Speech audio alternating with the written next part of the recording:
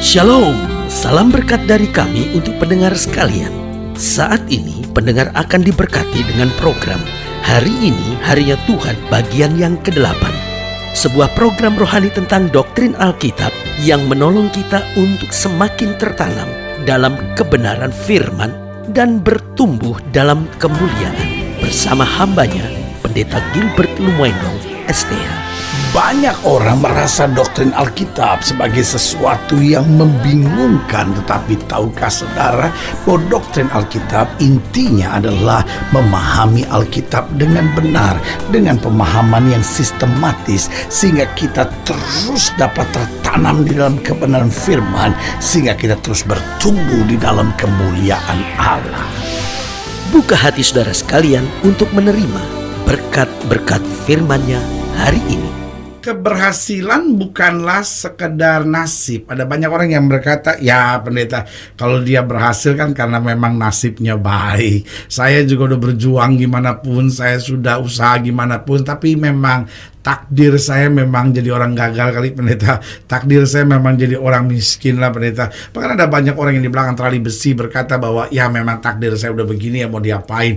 Ada banyak orang yang kawin lagi karena dia beranggap ya takdir saya mungkin memang sudah kawin lagi. Sudah yang kasih dalam Tuhan, kalau takdir Tuhan supaya kita masuk penjara, kalau takdir Tuhan supaya kita menikah lagi, kalau takdir Tuhan supaya hidup kita menderita, kalau takdir Tuhan supaya kita akhirnya bunuh diri, saudara gue yang kasih dalam Tuhan, bagi saya itu bukan Tuhan yang baik. Alkitab jelas berkata Allah tidak pernah rancangkan kecelakaan, Allah rancangkan damai sejahtera, Allah rancangkan doa yang dijawab, Allah rancangkan masa depan yang penuh harapan. Jadi kita harus mengerti bahwa keberhasilan bukan nasib, dan kita juga harus mengerti keberhasilan juga bukan hasil dari kesempurnaan. Jangan pernah berpikir bahwa ya pendeta itu kan orang-orang yang berhasil itu orang-orang yang sempurna pendeta. Kalau saya mah aduh banyak kekurangan lah pendeta, saya mah banyak kelemahan lah, bagaimana mungkin saya bisa berhasil? Saudara yang kasih dalam Tuhan, orang berhasil bukan orang yang sempurna. Orang yang berhasil bukan orang yang bernasib baik. Saya pelajari keberhasilan selalu merupakan buah dari perjuangan. Ada orang-orang yang hidupnya sangat miskin, tapi karena berjuang akhirnya berhasil. Ada banyak orang-orang kaya karena tidak mau berjuang, akhirnya hidupnya sengsara, hidupnya hancur, keturunannya berantakan. Tetapi di mana ada perjuangan dengan iman, di mana ada penyerahan dengan sungguh-sungguh kepada Allah, di mana ada ketekunan untuk terus diproses dan dibentuk Allah, saudaraku yang kasih dalam Tuhan, yang kita lihat adalah damai sejahtera, yang kita lihat berkat yang berkelimpahan, yang kita lihat anugerah Tuhan yang luar biasa. Haleluya. Selamat datang dalam program kita hari ini, Harinya Tuhan, sebuah program rohani yang kembali mengingatkan kepada kita betapa pentingnya kita menjadikan firman Tuhan sebagai dasar keseharian hidup kita. Karena selama kita jadikan firman Tuhan sebagai dasar keseharian hidup kita, langkah-langkah ke depan kita penuh dengan kepastian, kemenangan, berkat, mujizat, dan perkara-perkara yang besar. Haleluya. Dan dalam program ini kita sedang membahas tentang mencapai keberhasilan. Allah memang rancangkan keberhasilan buat setiap kita, tapi setiap kita ditantang oleh Tuhan untuk merebutnya, untuk meraihnya, untuk berjuangnya, dan mencapai kehendak Allah yang sempurna tersebut. Nah, saudaraku yang kekasih dalam Tuhan, pembahasan kita tentang mencapai keberhasilan ini kita mau sama-sama lihat dalam Amsal 12 ayat yang pertama sampai ayat yang ke-11. Amsal 12 ayat yang pertama sampai ayat yang ke-11, demikian firman Tuhan. Siapa mencintai didikan, mencintai pengetahuan, tapi siapa membenci teguran adalah dungu. Orang baik dikenan Tuhan, tetapi si penipu dihukumnya. Orang tidak akan tetap tegak karena kefasikan, tetapi akar orang benar tidak akan goncang. Istri yang cakap adalah mahkota suaminya, tetapi yang membuat malu adalah seperti penyakit yang membusukkan tulang suaminya. Rancangan orang benar adalah adil, tujuan orang fasik memperdaya. Perkataan orang fasik menghadang darah, tetapi mulut orang jujur menyelamatkan orang. Orang fasik dijatuhkan sehingga mereka tidak ada lagi, tapi rumah orang benar berdiri tetap. Setiap orang dipuji seimbang dengan akal budinya, tetapi orang yang serong hatinya akan dihina. Lebih baik menjadi orang kecil tetapi bekerja untuk diri sendiri, daripada belaga orang besar tetapi kekurangan makan. Orang benar memperhatikan hidup hewannya, tetapi belas kasihan orang fasik itu kejam. Siapa mengerjakan tanahnya akan kenyang dengan makanan. Tapi siapa mengejar barang yang sia-sia tidak berakal budi. Kalau saudara perhatikan baik-baik ayat-ayat bacaan yang baru saja kita baca, maka saudara akan melihat bagian atasnya, kita melihat hal-hal yang Tuhan rencanakan dalam kehidupan kita. Tetapi bagian bawahnya saudara akan lihat dalam tiap ayat, itu adalah kegagalan-kegagalan atau persoalan-persoalan yang selama ini kita bangun dari diri kita sendiri. Tapi dari sini saya bisa simpulkan bagaimana kita bisa mencapai keberhasilan. Yang pertama, coba lihat ayat pertama sampai ayat yang ketiga. Siapa mencintai didikan, mencintai pengetahuan. Tapi siapa membenci teguran adalah dungu. Orang yang baik dikenan Tuhan, tapi si penipu dihukumnya. Orang tidak akan tetap tegak karena kefasikan, tetapi akal orang benar tidak akan goncang. Berarti yang pertama saya pelajari bagaimana seorang mencapai keberhasilan. Yang pertama yaitu perjuangan untuk terus menerima didikan. Sudah saya jelaskan, keberhasilan bukan nasib. Keberhasilan juga bukan hasil dari kesempurnaan, namun keberhasilan adalah buah dari perjuangan. Nah, pertanyaan kita, perjuangan apa yang harus saya buat untuk mencapai keberhasilan? Yang pertama yaitu perjuangan untuk terus menerima didikan.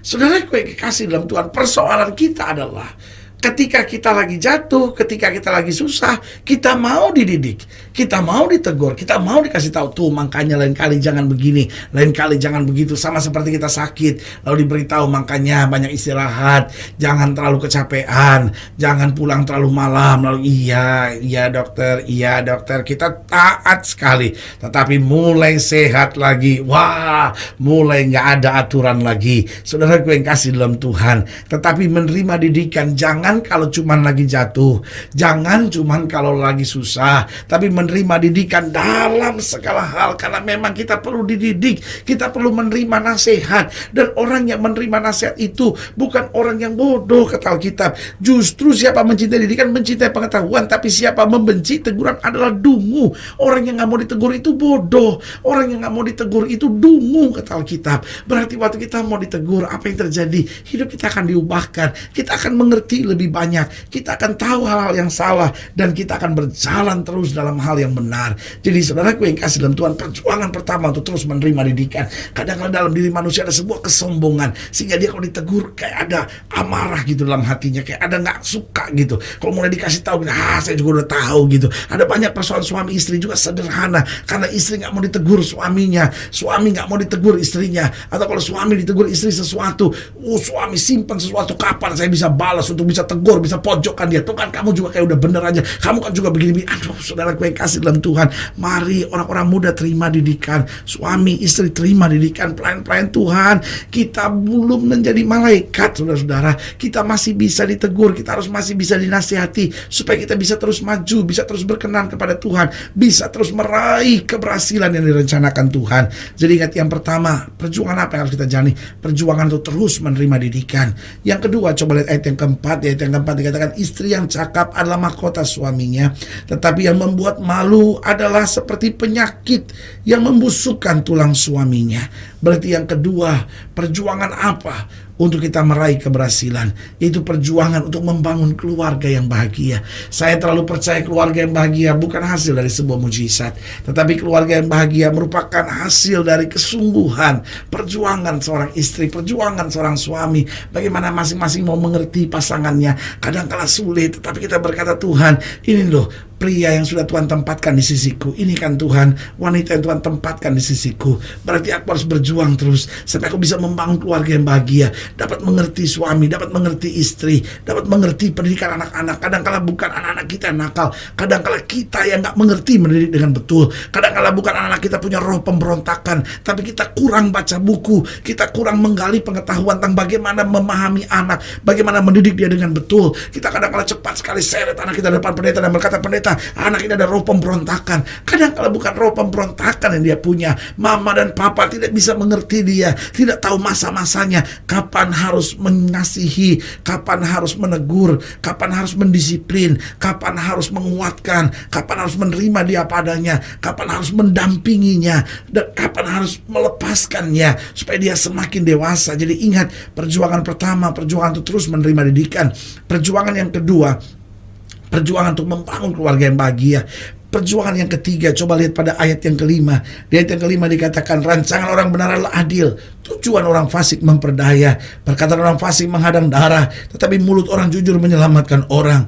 Orang fasik dijatuhkan sehingga mereka tidak lagi, tapi rumah orang benar berdiri tetap. Yang ketiga, perjuangan apa yang harus kita jalani agar kita mencapai keberhasilan, yaitu perjuangan untuk mengatur kehidupan dengan baik. Saudara-saudara, kehidupan ini harus kita atur. Nggak bisa kita bilang, ya saya sih dalam kehidupan asal ngeflow aja. No. Kehidupan ini harus kita atur. Waktu kita harus kita atur. Apa yang kita harapkan, apa yang Tuhan inginkan dalam hidup kita, harus kita atur dalam kehidupan kita. Nggak bisa kita, oh ya saya ngeflow aja. Saudara yang kasih dalam Tuhan, ada banyak orang hidup ini cuma ikut-ikutan orang lain. Orang lain bisnis, dia bisnis. Padahal dia nggak tahu apakah dia punya kemampuan itu atau tidak. Orang lain piara ayam, bikin peternakan ayam, dia ikut bikin peternakan ayam.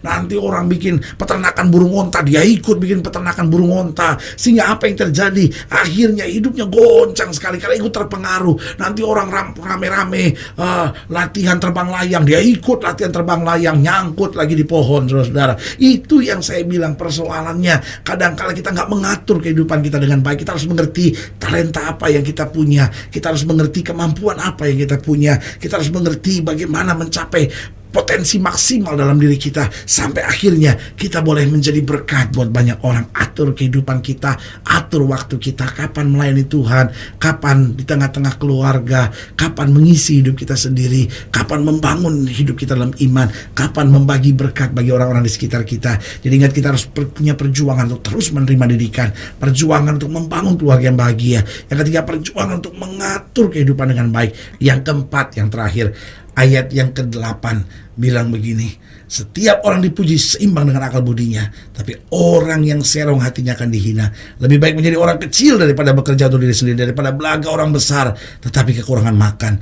Orang benar memperhatikan hidup hewannya, tapi belas kasihan orang fasik itu kejam. Siapa mengerjakan tanahnya akan kenyang dengan makanan, tapi siapa mengejar barang yang sia-sia tidak berakal budi. Berarti perjuangan kita yang keempat, yang terakhir, yaitu perjuangan untuk tidak hidup seenaknya. Perjuangan untuk hidup ada aturan. Perjuangan untuk berani berkata tidak pada situasi kehidupan, pada lingkungan-lingkungan, tetapi berani hidup benar. Saudaraku yang kasih dalam Tuhan, dunia hari-hari ini sedang penuh dengan orang yang hidup seenaknya, gak bisa diatur maunya sendiri. Tetapi orang-orang yang mencapai keberhasilan adalah orang-orang yang hidupnya teratur dan menyenangkan hati Tuhan. Kalau sedang ingin dilayani lebih jauh, hubungi kami melalui telepon, hubungi kami melalui surat, kunjungi website kami, karena kami ada untuk membawa Bapak Ibu sudah senantiasa lebih dekat pada Tuhan dan mengalami kasih kuasa mujizat yang luar biasa. Haleluya. Secara khusus untuk setiap saudara, saya ingin berdoa buat saudara. Saudara ingin didoakan, boleh taruh tangan kanan saudara di dada dan kita akan berdoa. Mari kita berdoa. Bapa, dalam nama Yesus, kami mengerti rencana Tuhan adalah keberhasilan. Bapa, lihat setiap mereka yang taruh tangan kanan di dada. Hamba doa di dalam nama Yesus, keberhasilan menyertai mereka. Oh, mereka yang ada masalah dalam keluarga boleh dipulihkan, yang sakit boleh disembuhkan, yang lemah boleh dikuatkan. Setiap kami boleh berjalan terus dalam kehendak Tuhan. Di dalam nama Yesus kami berdoa. Haleluya. Amin. Saudara yang kasih dalam Tuhan, kita sudah berdoa. Ingat, Allah tidak pernah lalai menepati janjinya. Inilah saatnya buat kita untuk bangkit, bersemangat, bersuka cita dalam menghadapi segala perkara. Karena kita tahu Yesus hidup, Yesus berkuasa, yang terbaik Dia sediakan buat kita. Doa saya menyertai saudara. Sampai berjumpa pada program berikut, dan jangan lupa jadikan hari ini harinya Tuhan. Haleluya.